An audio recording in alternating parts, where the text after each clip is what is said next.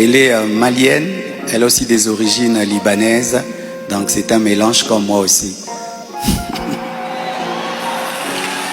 Alors j'ai quelque chose à vous dire. Alors pour ne pas aller de travers, j'ai préféré écrire. Aujourd'hui, après plusieurs jours de silence et de tension, le pasteur Marcelo Tounazi a fait une apparition très attendue dans son ministère à Kinshasa, aux côtés de son épouse Esther Aïcha. Un retour discret mais lourd de sens après les polémiques qui ont secoué la toile suite à leur union. Devant son assemblée réunie, il a décidé de briser le silence. Mais ce qui a surpris, c'est qu'il n'a pas seulement parlé de leur mariage. Le pasteur a aussi évoqué avec émotion le décès de Maman Blanche. Bienvenue sur le masque. Alors beaucoup de gens posent la question, elle est d'où, elle est qui?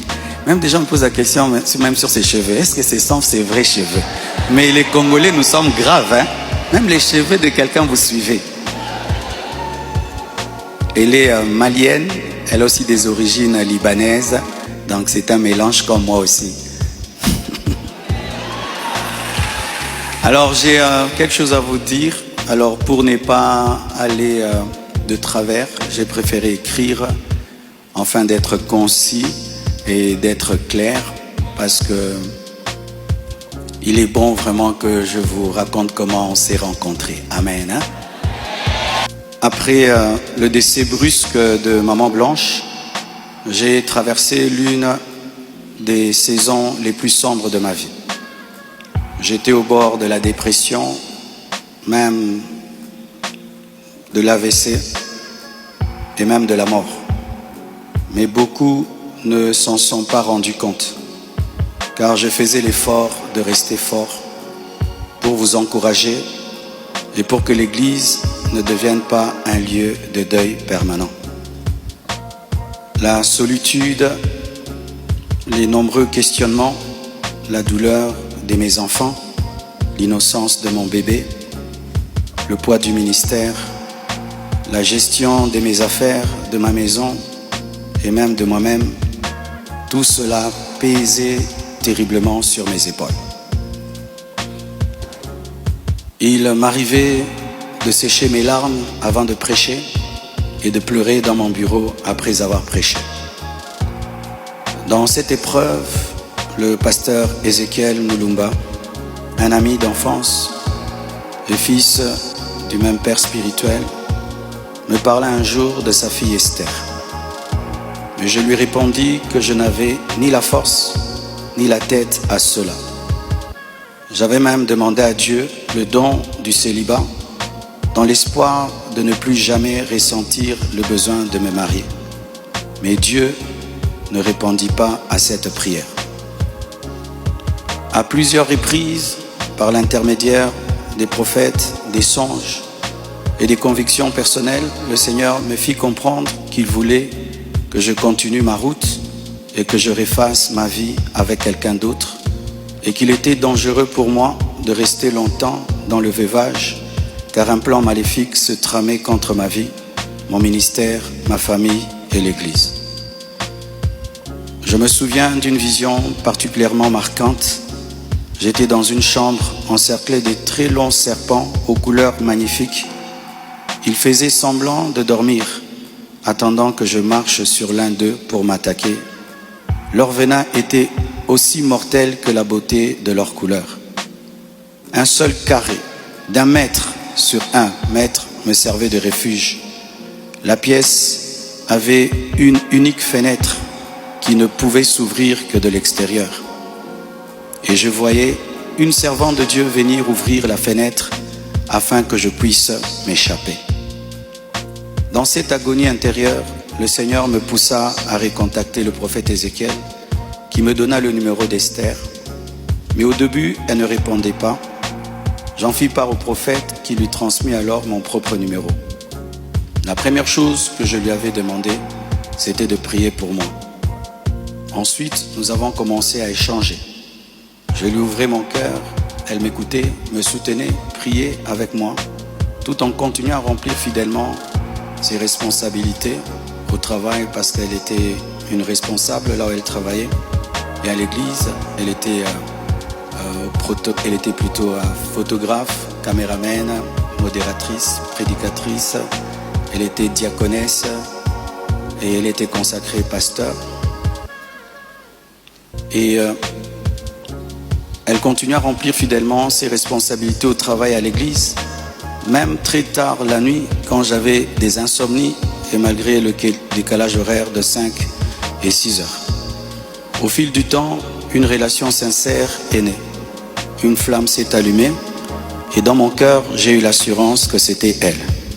J'en ai parlé à son pasteur, à mes parents, à mes pères spirituels et à mes amis, afin de ne rien faire sans rédévabilité, conseil et prière des autres. Même mes enfants ont été associés. Ils ont souhaité la rencontrer, ce qui s'est fait selon le timing de Dieu à Bruxelles. Le Seigneur m'avait parlé d'une période d'1 an. Il ne l'a pas dit qu'à moi, mais à d'autres, y compris certains d'entre vous. Plusieurs ont même reçu des détails précis la concernant, ce qui confirmait ma direction. C'est pourquoi le mariage a été célébré le mercredi 23 juillet en Belgique. J'aurais aimé qu'il ait lieu à Kinshasa, mais cela aurait été trop coûteux et compliqué à organiser. Je comprends que certains aient été surpris ou même blessés par cette démarche qu'ils trouvent très rapide, mais sachez que pour vous, c'est une année. Mais moi, j'ai senti que j'ai fait 3 ans, tellement que c'était terrible, mais je ne pouvais pas, sur cette chair, vous relater ma vie. Si cela vous a offensé, je vous présente mes excuses les plus sincères, mais sachez ceci. Le Seigneur s'est servi d'Esther pour que mes enfants, après avoir perdu leur mère, ne perdent pas leur père. Pour que la compassion ait toujours un pasteur debout. Je l'aime profondément.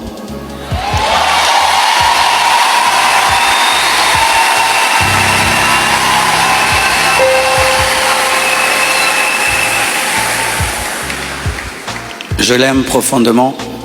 Elle n'est pas venue pour effacer la mémoire de Maman Blanche, mais pour continuer l'œuvre, comme Élisée après Élie, avec humilité et soumission à Dieu.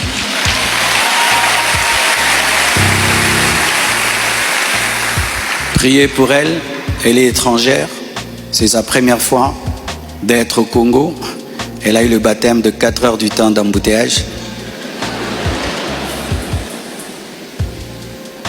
Et aujourd'hui, Dieu a fait grâce, il fait froid. Je lui ai dit, tu sens le froid quand même? Elle a dit, mais c'est climatisé. Je dis, non, c'est le vent. Priez pour elle, portez-la dans vos cœurs, comme vous m'avez toujours porté dans les vôtres. Demeurez en paix et continuez à prier pour nous, pour toutes ces certaines choses que vous entendez. Je vais clarifier ça progressivement, avec le temps de Dieu, dans l'amour, dans le pardon et dans la sagesse sans rancune. Et merci de tout cœur et que Dieu vous bénisse abondamment. Bien évidemment, après cette réaction du pasteur Marcelo Tounazi, la toile ne s'est pas tue. Beaucoup d'internautes ont toujours réagi comme au début du mariage. Donc nous écoutons à présent une internaute. Pasteur Marcelo, de retour à Kinshasa, a parlé de sa rencontre avec Esther Tounazi pour la première fois depuis leur mariage qui avait eu lieu à Bruxelles le 23 juillet 2025. Alors, avant de rebondir sur sa décision de se remarier et sur le comment ils se sont rencontrés, je veux déjà vous faire remarquer une chose. Malgré toute la campagne de dénigrement sur la personne du pasteur Marcelo, vous pouvez voir comment son église est toujours aussi remplie et ne cesse de se remplir. Une façon de vous rappeler que lorsque vous combattez une personne sans le savoir, d'une manière ou d'une autre, vous contribuez à son élévation. Et en ce qui concerne l'arrivée d'Esther Tounazi à l'église La Compassion, elle a été reçue avec des acclamations et des ovations. Alléluia. En effet, après le culte, le pasteur Marcelo est remonté sur la chaire accompagné de sa femme Esther Tounassi pour la présenter aux fidèles de l'église et apporter des éclaircissements sur tout ce qui a été raconté avant et après son mariage. Le pasteur Marcelo s'est confié pour la première fois concernant son deuil, comment ça a été difficile pour lui de se relever, comment il a vécu dans la dépression tout le temps et combien de fois il a pleuré même dans son bureau avant de monter sur la chaire pour la prédication. Bon, vraiment que je vous raconte comment on s'est rencontrés. Amen. Hein?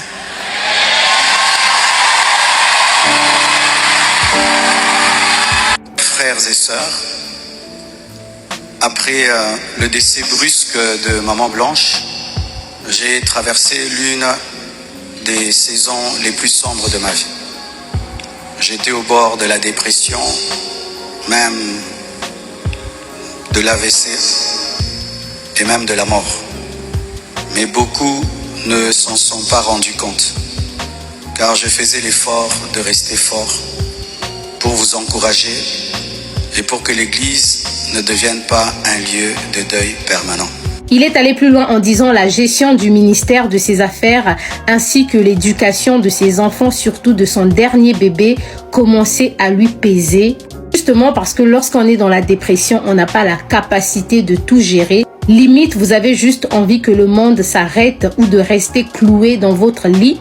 Ce qui est tout à fait normal, surtout en ce qui concerne l'éducation des enfants. Vous savez que lorsque vous êtes un homme d'affaires, un homme qui a beaucoup de choses à gérer, il y a des responsabilités que vous confiez à votre femme, ce qu'on arrive pleinement à comprendre. Maman Blanche, c'était vraiment une aide à ses côtés. C'était celle qui gérait la plupart des choses pendant que lui, il se concentrait au ministère. Donc, après le départ de Maman Blanche, en plus de la souffrance qu'il pouvait ressentir dans son cœur, il a senti un déséquilibre. Son ami d'enfance, le pasteur Ézéchiel, qui avait également reçu une révélation selon laquelle il fallait qu'il mette sa fille Esther Tounassi en contact avec le pasteur Marcelo, va alors lui parler pour la première fois d'Esther Tounassi.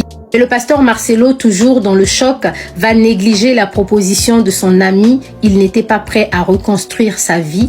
Et à l'époque, il a même prié que Dieu puisse lui donner la force de pouvoir vivre dans le célibat.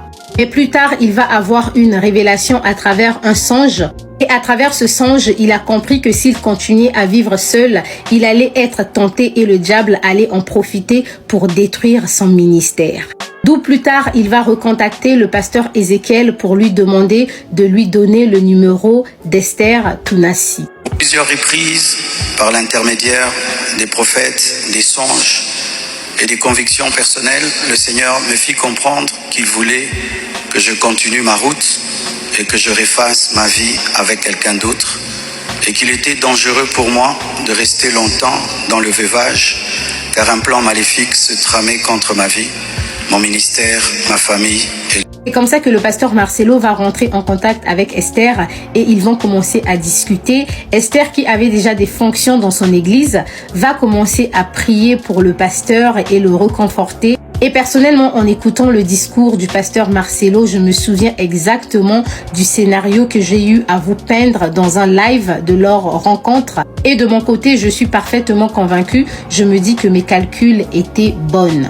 Pasteur Marcelo n'a pas donné exactement les dates, cela relève de sa vie privée, sûrement pour éviter également les polémiques sur les réseaux sociaux. Ce qui est sûr, avec le temps, dès qu'il s'est rendu compte que Esther était la bonne, il a parlé d'Esther à ses enfants et les enfants ont décidé de voyager avec lui en Belgique pour aller rencontrer Esther. Au final, les choses se sont passées comme ça s'est passé. Vous avez été témoin de pas mal de choses sur les réseaux sociaux. Plus précisément, le mariage qui avait eu lieu le 23 juillet 2025. Il y aura sans doute des choses à décrypter et des commentaires à faire. Et ça, idéalement, on va le faire dans un live. Le pasteur Marcelo a également tenu à s'excuser auprès de ses fidèles. Justement, comme je vous l'avais dit dans mes pensées, les choses n'étaient pas faites comme il le fallait. Il fallait qu'il annonce à ses fidèles bien avant qu'il allait se marier. Personnellement, j'avais eu à le dire dans un live, le discours qu'il a tenu il y a quelques heures. Idéalement, c'était un discours qu'il allait tenir avant le mariage pour préparer les fidèles de son église à l'arrivée d'une nouvelle femme.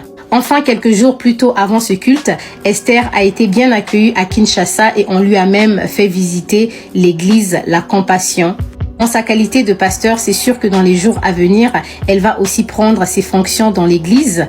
Ce que j'ai remarqué, c'est que le pasteur Marcelo sourit beaucoup, Esther également. Le pasteur a l'air heureux, mais il n'est pas totalement guéri. Ça demande énormément de temps et plusieurs années pour sortir de la dépression, mais rien n'est impossible à Dieu. À toutes ces personnes qui l'aiment, continuez à prier pour lui pour que le Seigneur le guérisse totalement. Priez également pour Esther, pour qu'elle soit une bonne épouse pour le pasteur Marcelo et pour que le pasteur Marcelo soit aussi un bon époux pour Esther. Il ne la considère pas comme une femme qui est là juste pour couvrir la blessure que la défunte Blanche a laissée dans son cœur, mais qu'il puisse l'aimer comme il se doit et lui donner la place qui lui appartient désormais et que Esther aussi puisse être une bonne maman pour les enfants du pasteur Marcelo. Sur ce, prenez soin de vous et surtout faites attention à vous. Merci.